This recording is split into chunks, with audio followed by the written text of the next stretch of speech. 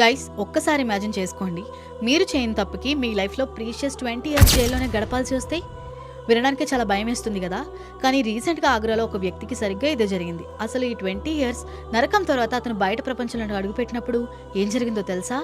ఉత్తరప్రదేశ్లోని ఆగ్రాకు చెందిన ఒక వ్యక్తిపై దాదాపు 20 ఇయర్స్ క్రితం ఒక ఫాల్స్ రేప్ కేసు అనేది ఫైల్ అయింది. సరైన ఇన్వెస్టిగేషన్ లేకపోవడంతో అతను ఏ తప్పు చేయకపోయినా సరే అరెస్ట్ అయ్యి జైలుకు వెళ్ళాడు.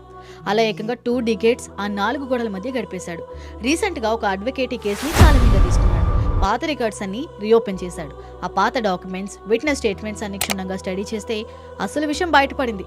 ఆ వ్యక్తి మీద వచ్చిన ఆరోపణలని కంప్లీట్గా కోర్టు ప్రూవ్ చేసింది. చివరికి కోర్టు అతని నిర్దోషిగా డిక్లేర్ చేసి రిలీజ్ చేసింది.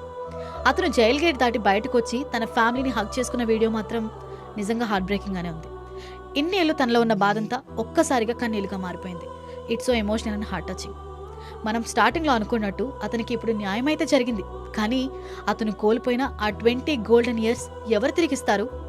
జస్ట్ ఒక ఫాల్స్ ఎలిగేషన్ వల్ల ఒక మనిషి జీవితం ఎలా నాశనం అవుతుందో చెప్పడానికి ఈ ఘటనే పెద్ద ఎగ్జాంపుల్ అని చెప్పొచ్చు. టైమ్లీ జస్టిస్ అండ్ సరైన లీగల్ సపోర్ట్ అనేది ప్రతి ఒక్కరికి ఎంత అవసరమో ఇది మనకు గుర్తు చేస్తుంది. దీనిపై మీ ఒపీనియన్ ఏంటి?